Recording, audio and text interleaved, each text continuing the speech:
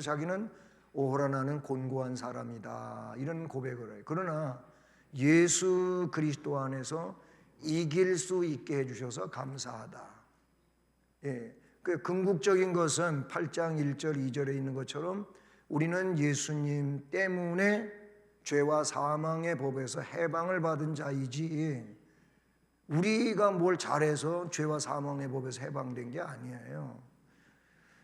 그런 죄성을 갖고 있는데 그러면 그런 부분에 근거해 가지고 바울 사도가 이런 기도를 하는 거예요. 온전히 거룩하게 해주시기를 기도하고 있는 거죠.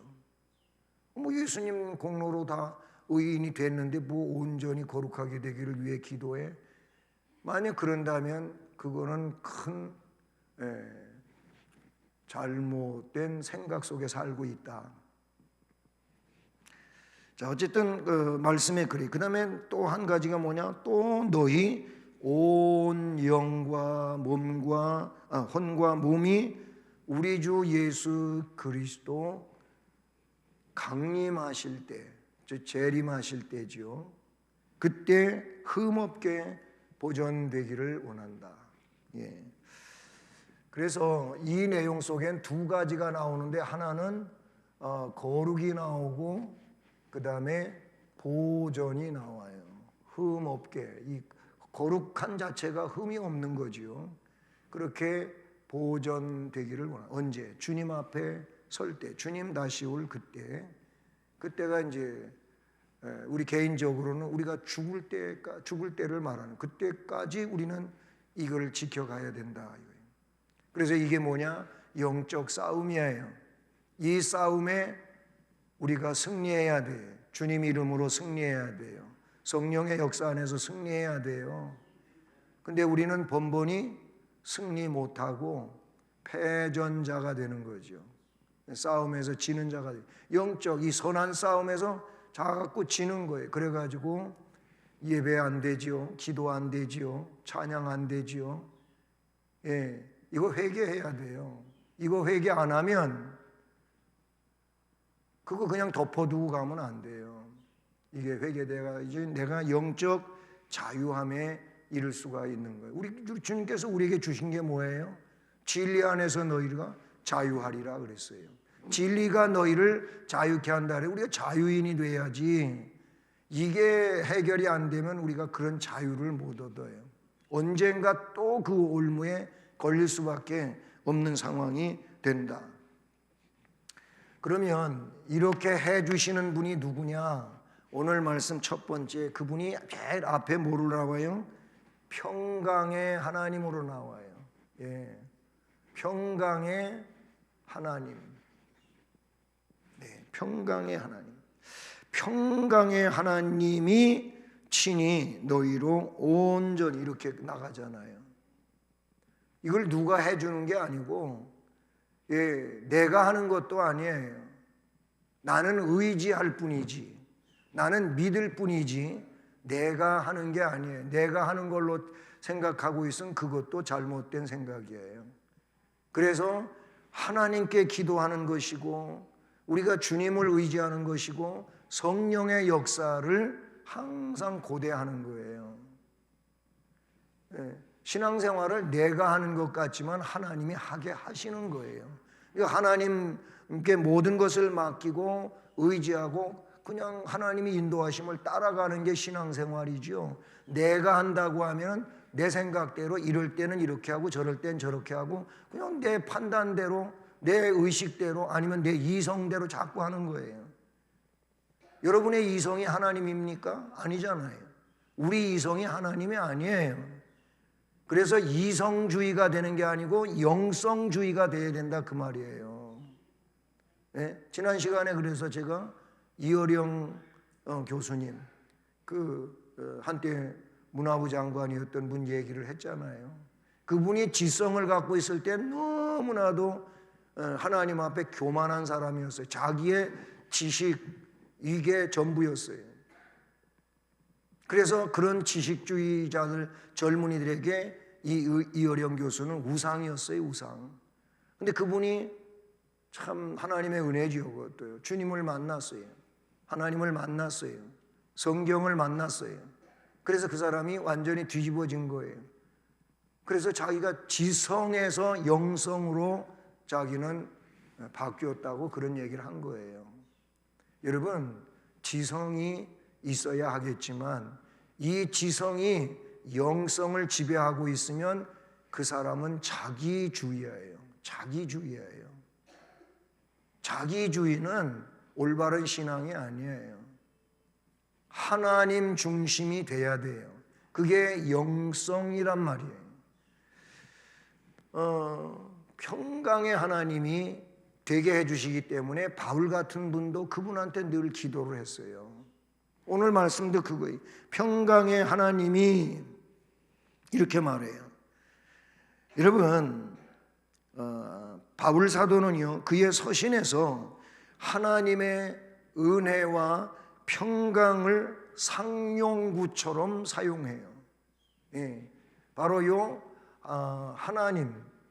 하나님의 은혜 또 평강, 이거를 바울 사도는 서신서에들 보면은 앞부분에도 나오고 중간에도 나오고 말미에 결론 부분에도 꼭 나와요.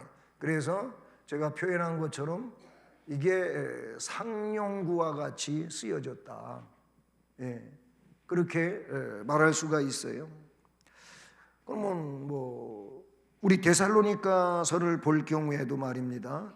자, 데살로니가 살전 1장 1절로 가보세요. 1장 1절. 데살로니가 전서 1장 1절. 예, 거기에 보면 찾으셨죠? 읽어보세요. 바울과 실루아노와 디모데는 하나님 아버지와 주 예수 그리스도 안에 있는 데살로니가인의 교회에 편지하노니 은혜와 평강이 너희에게 있을지어다. 바로 요 은혜와 평강이 데살로니가인 너희들에게 있을지어다. 이런 사도로서 선포하는 내용이 나오잖아요. 그러면 오늘 지금 본문의 말씀 23절에도 은혜, 평강의 하나님이 하는 말씀이 나오죠. 그러면 데살로니가 후서 1장 2절 말씀으로 가보세요. 또 넘겨서 데살로니가 후서 1장 2절 1절과 2절이 데살로니가 전서 1장 1절 1장 1절을 데살로니가 후서에서는 1절과 2절을 이렇게 합쳐서 이야기하고 있어요. 2절을 한번 읽어보세요. 시작.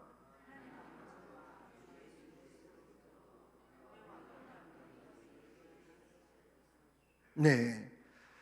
그 1절부터 쭉 보면은요, 좀 앞에 그 데살로니가 전서 1장 1절 한 절을 1절, 2절로 이렇게 나누어서 반복적으로 이야기하고 있는 걸 볼 수가 있잖아요. 바울과 실루아노와 디모데는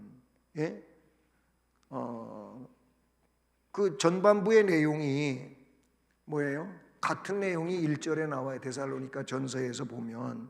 그리고 후반부에서 하나님 아버지와 주 예수 그리스도로부터 은혜와 평강이 너희에게 있을지어다. 같은 내용이 살전 1장 1절의 내용이 살전 1장 1절과 2절에 이렇게 나타나고 있는 걸 보죠. 골로새서 1장 2절. 골로새서 데살로니가 전서 앞에 나오는 거죠. 여기 말씀을 보시면 거기에는 어떻게 나옵니까? 읽어봅니다.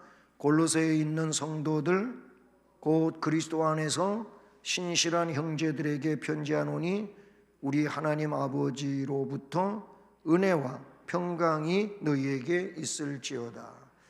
이런 말씀들에 보면 꼭 은혜와 평강이 너희에게, 데살로니가인들에게도 또 골로새 교회 성도들에게도 나오고 있는 걸 보게 되지요. 여러분, 주님은, 우리 예수 그리스도는 이제 제자들에게, 이제 부활하신 예수님께서 제자들을 여러 차례 찾아오시잖아요. 그때마다 제자들에게 먼저 선포한 이야기가 무슨 말씀이냐면은 너희에게 평강이 있을지어다 이걸 했어요. 어디에서? 요한복음 20장 26절. 예? 요한복음 20장 19절. 요한복음 20장 19절하고 26절 말씀에 보면 너희에게 평강이 있을지어다. 아멘. 예, 이런 말씀이 선포되면 그 말씀이 꼭 예수님의 제자들의 그때 당시 제자들에게만 하신 말씀이 아니고 지금 여기서 전해지니까 이건 누구한테 하는 거다? 나한테 하는 거예요.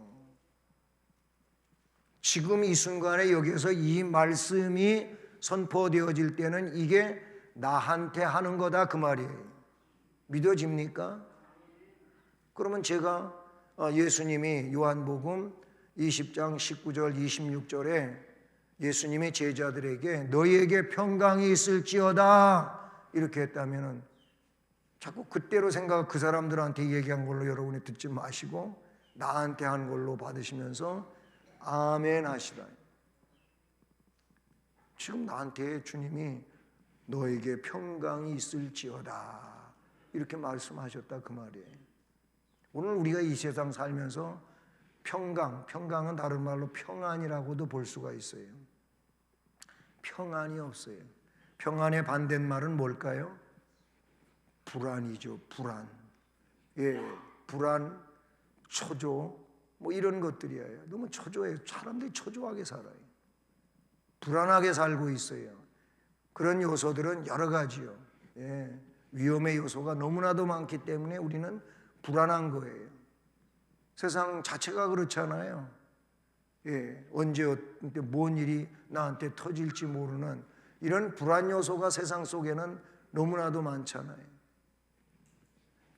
오늘 우리에게 이런 불안한 시대를 살고 있는 우리에게 정말 여러 가지로 나를 옥죄해 오고 하면서 초조해진 나에게 주님이 뭐라고 한다고요? 너에게 평강이 있을지어다. 아멘. 받아들이세요. 아멘으로 그 말씀을 받아들이세요. 거기만이 아니고 이건 아주 유명한 말씀이잖아요. 요한복음 14장 27절. 여기는 거긴 평안으로 나오지요. 여기에서는 평강으로 나왔었는데 여기선 평안으로 나와요. 평안을 너희에게 끼친다. 나의 평안을 너희에게 준다.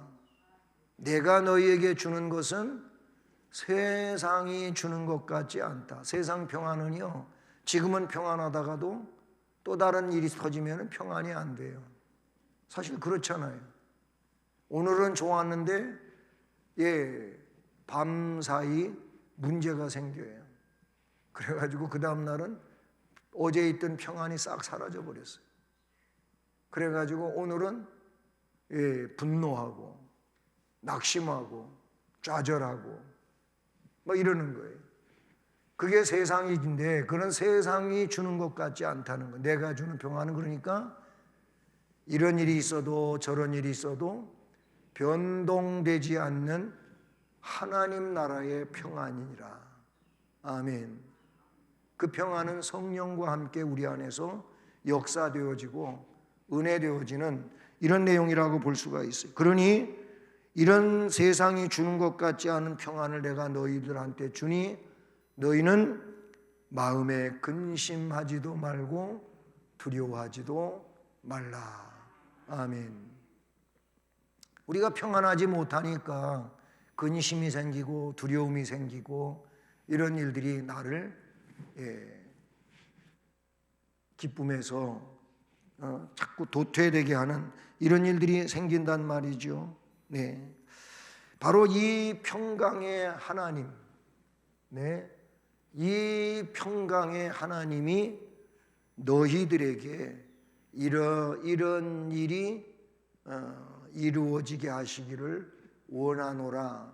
즉 바울 사도의 기도가 나와요. 그래서 두 번째로 바울, 이 바울 사도의 기도. 바울 사도의 기도. 그 기도가 이제 23절 평강의 하나님이 그 이후에 이어지고 있잖아요. 그 첫 번째 기도가 뭐지요? 너희로 하여금 너희로 온전히 거룩하게 하시고 라는 거지요. 그 첫 번째, 그래서 거룩하게 하시고,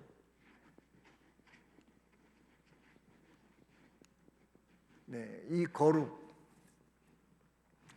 하나님이 거룩하기 때문에 너희도 거룩하라. 내가 거룩하니 너희도 거룩하라. 내가 온전한 것처럼 너희들도 온전하라. 이렇게 말씀하셨어요. 그런데 사실 우리는 앞에도 얘기했지만 거룩하려고 해도 완전하게 거룩해지지가 않고 온전하고자 할지라도 온전히 되지를 않아요. 그게 우리의 입장이에요. 그러니까 우리는 늘 어떻게 해야 돼요? 주님을 의지해야 돼요. 하나님을 경외해야 되는 거예요. 그거밖에 없어요. 그거 하나 때문에 우리에게는 항상 주님의 공로가 적용되어지는 거예요. 내가 뭘 하고자 하고 그것 때문에 내가 하나님께로부터 의를 얻고자 한다면 그 자체가 잘못된 논리가 되는 이런 상황이 된다라고 보는 것이죠. 바로 이 평강의 하나님이 친히, 하나님이 직접 그렇게 하신다는 거예요. 그렇게 해주시기를 바란다. 하나님이 하셔야 거룩하게 되는 거예요. 하나님이 친히 그렇게 해주셔야 되는 거예요. 바울은 그걸 너무 잘 알고 있어요. 왜 그러냐면 자기 자신이 어떤 사람이었어요? 완전 자기가 고백하는 것처럼 자기는 폭행자였어요. 이 기독교인들 폭행자였어요. 그리고 살인자였어요. 그렇기 때문에 자기는 누구라고요? 죄인 중에 괴수예요. 괴수가 뭐예요? 죄인의 앞잡이, 최고예요. 최고의 죄인이라 그 말이에요. 으뜸 죄인이라 그 말이에요.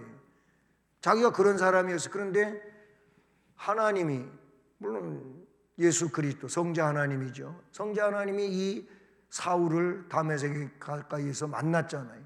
그래가지고 이 사울을 어떻게 해요? 완전히 강제로 그냥 안 좋게 말하면 짓밟아 버린 거예요. 주님이 그를 꼬꾸라뜨린 거예요. 하나님이 하신 거예요. 그래서 이 하나님이 친히 그렇게 하시니까 사울이 바울이 된 거예요. 뭐 이름 바꾸려고 이렇게 한 게 아니고 새 사람 되게 한 거예요. 그래서 보통 새 사람이 된다고 하는 건 뭐예요? 180도 회전을 하는 거예요. 그러니까 가던 길을 반대로 가는 거죠. 자기는 박해의 길을 갔었는데 이제 박해의 길이 아니고 뭐예요? 박해받는 길을 가요. 누구를 박해했어요? 전도자들을 박해했어요. 예수를 박해했어요. 그런데 이제 예수님의 증언자가 되는 거예요. 복음의 증언자가 되잖아요. 그렇게 된 게 내가 나 된 것이 아니고 나의 나 된 것은 하나님의 은혜라 그래서 이렇게 된 게 하나님의 은혜라는 거예요. 그렇게 고백을 했어요. 은혜라고 고백을 해요. 그러니까 우리가 거룩하게 되는 거, 여기 말씀에는 그 거룩이 온전히 거룩하게 하시고 온전이라고 나와 있어요. 여기서 온전은 다른 말로 하면 완전하게라는 거예요. 예? 하나님이, 이 평강의 하나님이 친히 온전하게 너희들을 해주시기를 바란다. 예, 그런 기도가 첫 번째 기도고, 그 다음에 두 번째 기도가 뭐죠? 두 번째 기도는 조금 길게 나열되고 있는데 뭡니까? 또 그랬어요. 한 가지는 너희를 온전히 거룩하게 해주시기를 원한다, 이거였고, 두 번째 내용은 또 그랬어요. 또라고 하는 건 또 다른 거를 이야기하는 거죠. 또 너희 온 영, 혼, 몸, 네. 이 영과 혼과 몸이 우리 주 예수 그리스도 강림하실 때, 이건 재림이에요. 이 너희의 온 영, 혼, 몸이 예수님 재림, 강림이라고 본문에 나오는데, 이 재림하실 때 흠없게, 네, 보존되기를 원한다, 원하노라 그랬어요.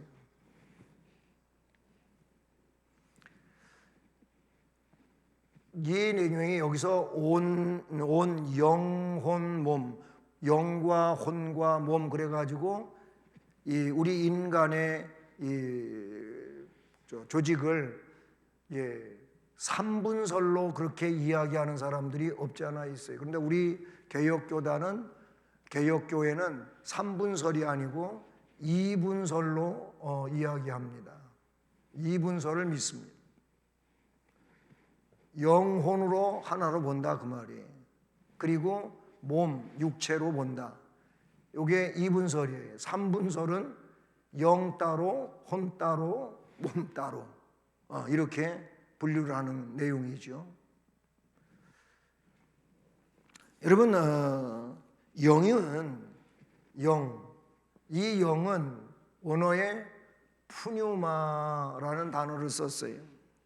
그 단어의 뜻은 바람, 호흡, 생명 또는 성령, 오늘 말씀의 영으로도 이렇게 된다 그 말이에요. 이 푸뉴마가 영을 이야기한단 말이에요. 왜 바람이라는 얘기가 나오냐면 요한복음에도 보면 예수님이 니고데모에게 성령을 설명을 할 때 바람을 비유로 해서 이야기하잖아요. 거기에서도 왔지만 창세기에 사람을 이렇게 다 흙으로 빚어놓고 그 코에다가 뭐래요? 생기를 불어넣었다 그랬잖아요. 그 불어넣는다고 하는 것이 뭐예요? 숨이라는 거예요. 후 하고 불어넣었다 이거예요. 그 바람이에요. 그런 의미에서 그렇게 표현을 하기도 하죠. 그럼 혼은 뭐냐? 이 혼은 푸시케라고 하는 단어를 썼어요. 푸시케. 이 내용은 그냥 목숨이라고 하는데 이 푸시케라고 하는 내용은 쓰여져요. 목숨. 아니면 다른 말로 하면 생명, 이 내용으로도 쓰여진단 말이에요. 푸뉴바 자체는 영을 이야기하는 거예요. 근데 이분설에서는 이 영혼이 빠져나가는 상태가 뭐냐? 목숨이 없어지는 상태예요. 생명이 끝나는 상태예요.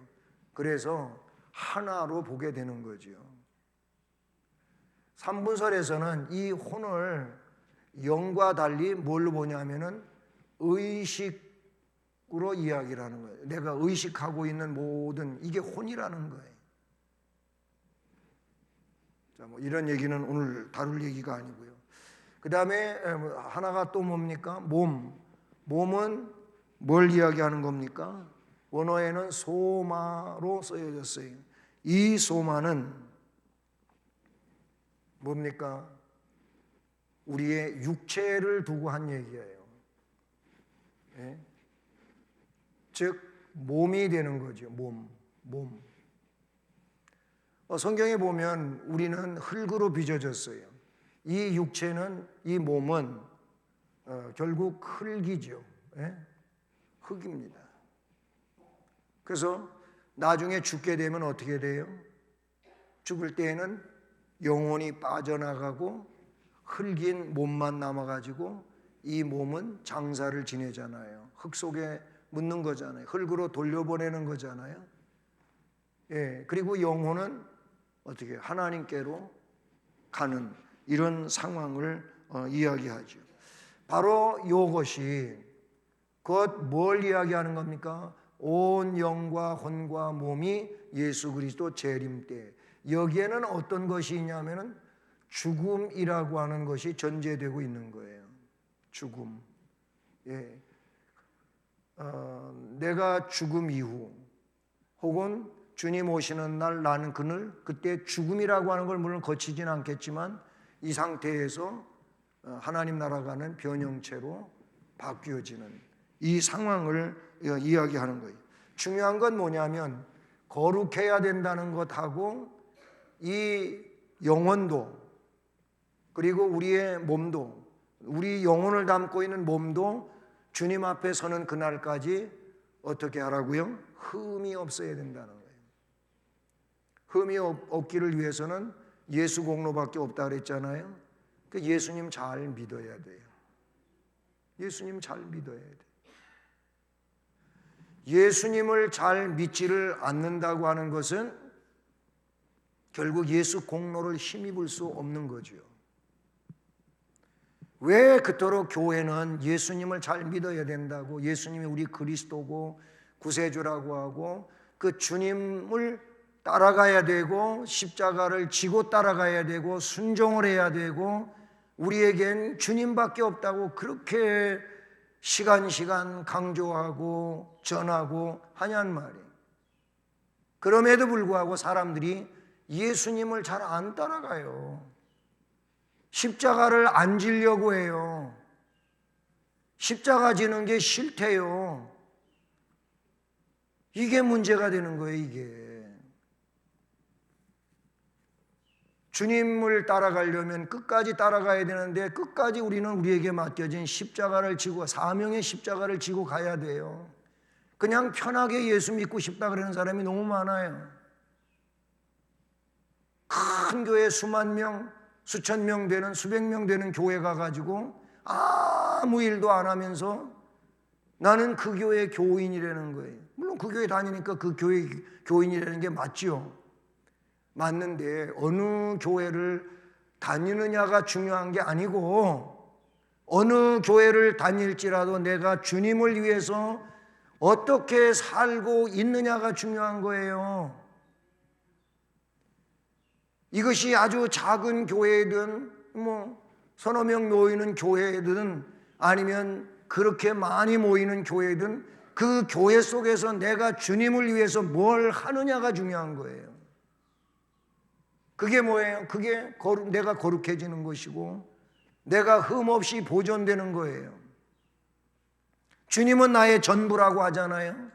그러면 그 전부이신 주님을 위해서 내가 내 시간을 드리고 내 삶을 드리고 내 재능을 드리고 내 물질을 드려요. 드린단 말이죠. 사람의 습관은 굉장히 무서운 거라고요. 습관이라고 하는 거는. 그래서 이 습관이 그토록 무서운 거라면 이 내용이 신앙에도 습관을 들이라고 하는 얘기예요. 신앙생활에 기도하는 습관이 있어야 되고 예배드리는 습관이 있어야 되고 말씀 보는 습관이 있어야 되고 전도하는 습관이 있어야 되고 헌금하는 습관이 있어야 된단 말이에요. 해본 사람이 하는 거예요. 먹어본 사람이 그걸 먹는 거예요. 먹어보지 않으면 그게 무슨 맛인지도 모르고 괜히 선입견으로 아이 그건 난 혐오스러워 뭐 이런다든지 나는 그런 음식 안 먹어봐서 안 먹어 이런다든지 뭐 다른 얘기 같습니다마는 그래서 고기도 먹어본 사람이 먹는다 그래요. 예? 그렇잖아요. 돈도 써본 사람이 쓸 줄 안 되는 거예요. 구제를 해본 사람이 구제를 할 줄 아는 거예요. 하나님 앞에 11조를 해본 사람이 왜 11조를 해야 되는지 그 사람이 알고 있어서 하는 거예요. 안 해본 사람은 내 거 손해 나는 걸로 생각을 한단 말이에요. 성경이 왜 그 얘기들을 하고 있냐는 말이에요. 하나님, 그게 하나님의 11조를 하는 게 하나님을 올바로 경외하는 것이고 하나님 말씀을 순종하는 거잖아요. 그런 내용들이 다 습관이라는 거예요. 이 거룩하게 되어지는 거, 온 영과 혼과 몸, 영혼과 몸이 주님 재림하실 그때 그 순간 그 앞에서 흠없게 보존되는 일은 그냥 되는 게 아니에요. 내 삶의 전 과정이 그렇게 나를 인정하도록, 하나님이 인정하실 수 있도록 난 주님밖에 없었습니다. 난 주님만 믿고 왔습니다. 만약에 그렇지도 않은 난 주님만 믿고 왔습니다, 이렇게 그 자리에 가서 얘기할 때, 그때 야, 네가 뭘 날 위해서, 나만을 위해서 살았다고 해? 넌 네 할 짓 다 하면서 그렇게 살아놓고 나만 위해서 살았다고? 주님 그러시지 않겠어요? 자기 욕심 챙기고 주님을 위해서 희생할 줄 모르고 그랬다면은 그건 아니단 말이에요.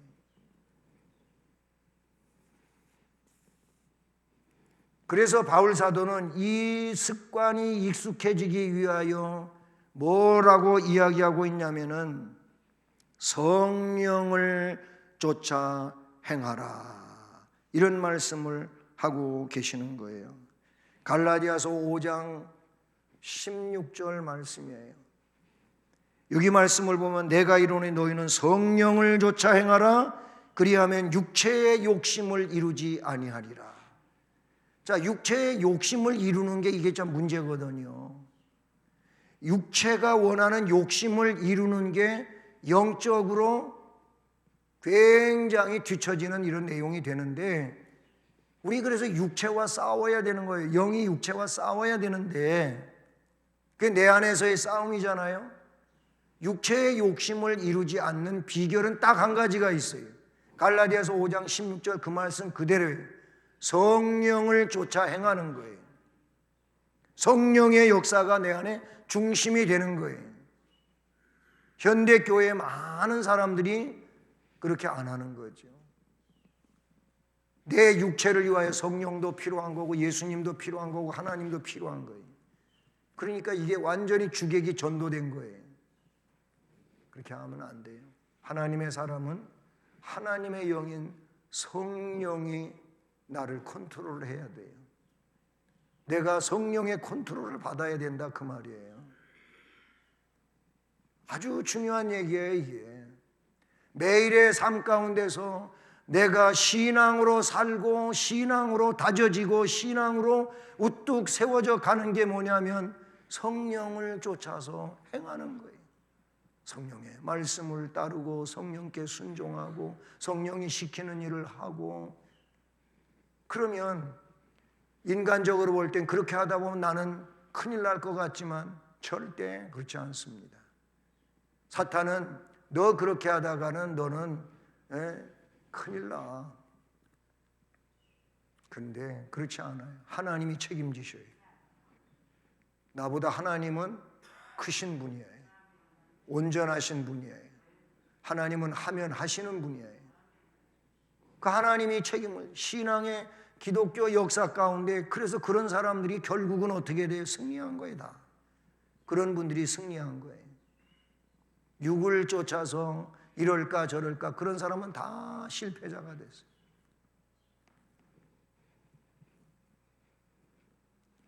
고린도후서 11장 2절 말씀도 보면 내가 하나님의 열심으로 너희를 위하여 열심을 낸다.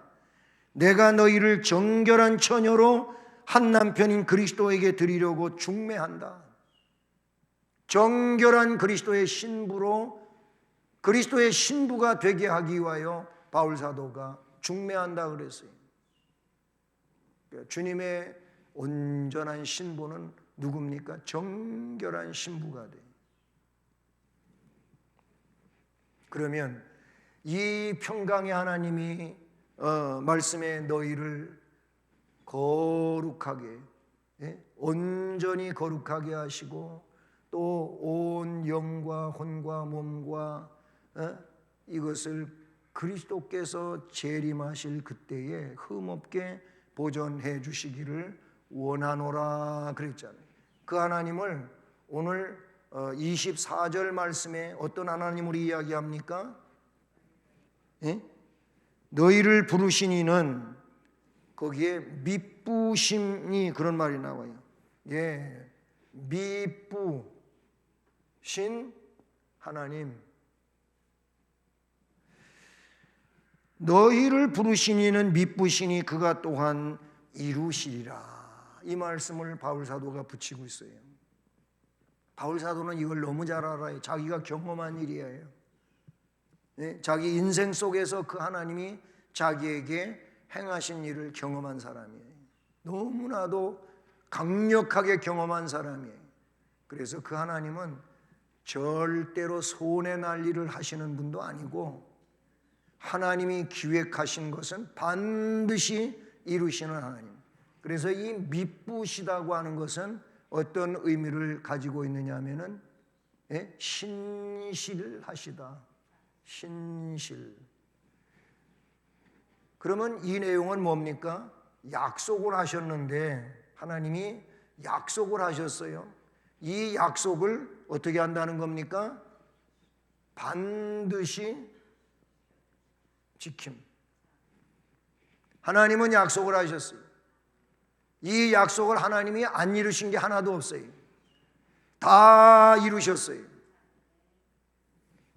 이를테면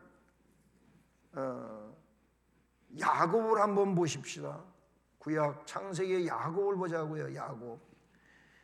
야곱이 이제 혈혈단신으로 어머니를 떠나서 나가 자본 적이 없는 사람이 야곱이. 근데 이제 죽게 생겼어요. 형한테 칼침 받아가지고 죽게 생겼어요. 그래가지고 엄마가 이야기해 주는 대로 혈혈단신으로 개나리 보따리찜을 싸가지고 나왔어. 바단 아람으로 가는 거예요. 하란을 거쳐서 이제 바단 아람으로 가요. 이게 한 9,000km가 되는 거리라 그래요. 약 9,000km인데 그 길을 가야 되는 거예요. 가다 첫날 밤 베델에서 잠을 자게 됐어요. 예? 그때 하나님 만나잖아요. 꿈에서 하나님을 만나는데 하나님이 약속해요. 야곱에게 내가 땅을 너한테, 네가 있는 이곳의 땅을 다 주겠다. 네 자손이 많아질 거다. 네가 정말로 안전하게 살다가 이곳으로 다시 돌아온다. 이런 세 가지를 약속을 해주셔요. 꿈에 하나님이.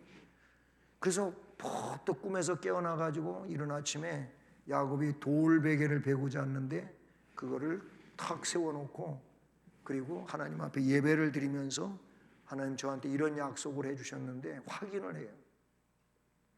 하나님이 그 약속을 반드시 지키기만 해주신다면 저는 이렇게 하겠습니다. 여호와께서는 나의 하나님이 되실 것이고, 그리고 여기 내가 돌베개 하던 이거를 예배를 드린 기둥이 됐으니까 여기가 하나님의 집 베델이 될 것이고, 또 한 가지가 있는데 그 내용은 내가 하나님 앞에 복을 주신다고 저한테 그러니까 11조를 반드시 드리겠습니다. 이 세 가지 약속을 해요. 그래서 가서 한 20년 살았어요. 외삼촌 집에 가서 한 20년을 살았어요. 돌아와요. 예, 우여곡절 끝에 돌아와요.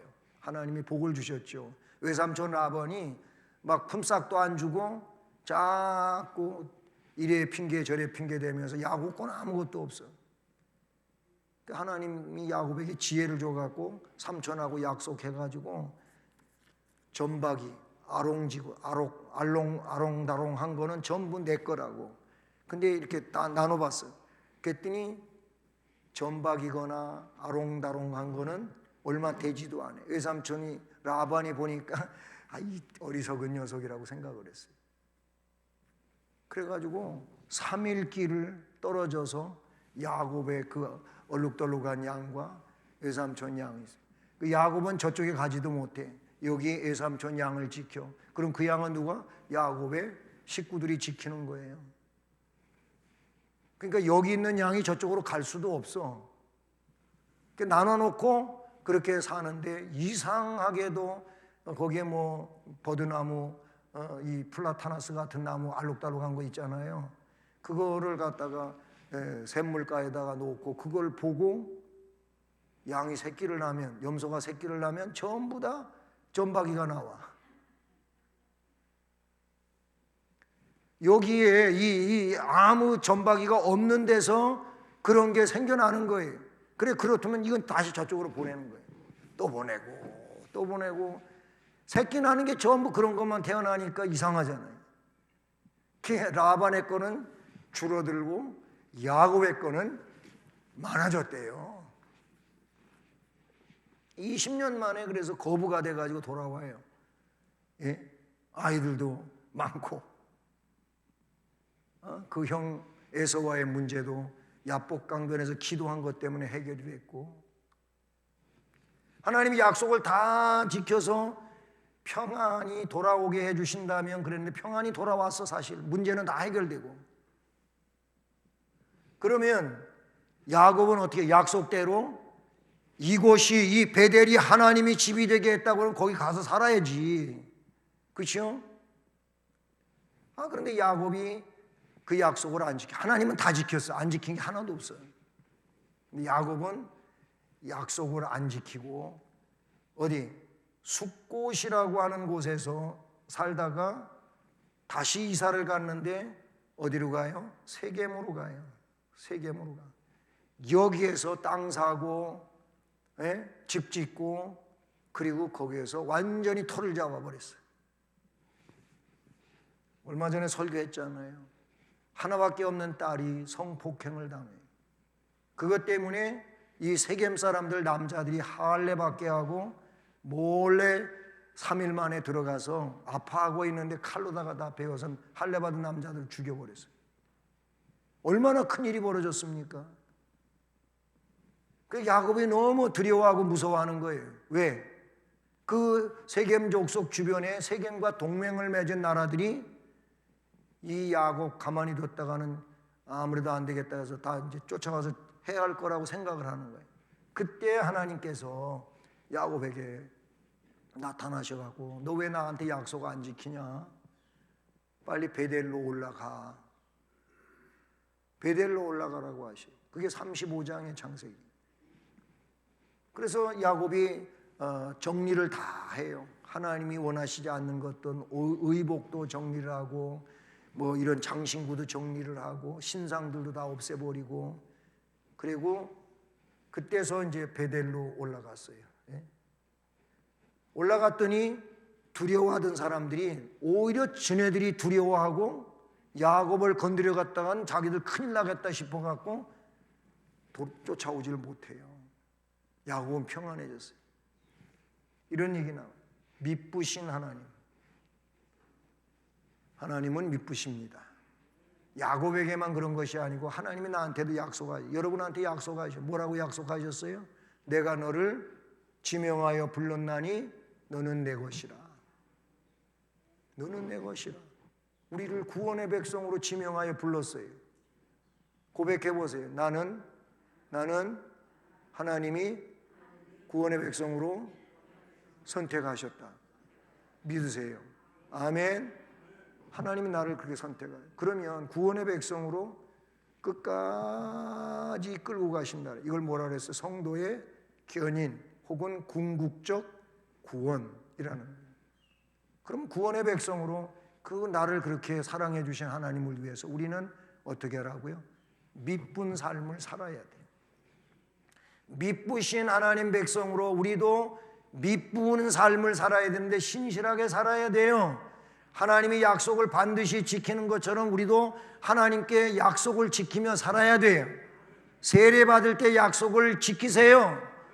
여러분 집사로 임명될 때, 권사로 임명될 때, 저는 목사로 임명받을 때 약속받은 거, 약속한 거 지키세요.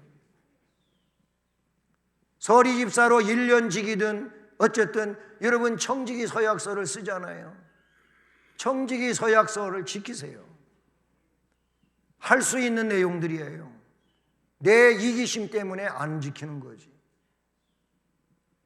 하나님이 책임지실 줄로 믿습니다. 왜? 하나님은 신실하시니까. 하나님은 하나님은 미쁘시니까. 하나님은 반드시 구원의 백성들이 영광 중에, 영화 중에, 은혜 중에 살 수 있도록 하나님은 이끄실 겁니다. 우리는 이 바울 사도의 기도 속에서 이런 내용을 봐요. 그 하나님은 평강의 하나님이에요. 우리에게 두려움을 주시는 하나님이 아니에요. 우리에게 평안을 주신 하나님이에요. 은혜를 주시는 하나님이에요. 이의 평강의 하나님이, 미쁘신 하나님이 어떻게 우리를 바울 사도가 기도한 것처럼 흠없게 보존하고 거룩하게 되기를 원하느니, 우리가 이런 사람으로 살기를 어떻게 매일매일 기도하면서 말씀 읽으면서 순종하면서 몸부림치며 살아가는 은혜자들이 되길 축복합니다. 은혜로우신 하나님 아버지, 우리를 부르셔서 하나님의 아들, 딸이 되게 해주셨습니다. 감사합니다. 하나님의 아들, 딸은 하나님의 아들, 딸처럼 살아야 되는데 그것이 바로 하나님 말씀을 따라 사는 것입니다. 사탄은 하나님의 말씀을 따라 살지 못하게 자꾸 엉뚱한 생각을 갖게 만들고 불신앙적 요소들을 심어 놓습니다. 우리 그런 사탄의 역사에 휘말리지 않게 하여 주시고 오로지 성령의 역사를 의존하고 믿음으로 나아가는 은혜의 백성들로 하루하루 순간순간을 살아가며 천국의 영생을 하루하루 땅 위에 사는 동안 누리며 살게 해 주시옵소서. 예수 그리스도의 이름으로 기도드립니다. 아멘. 네.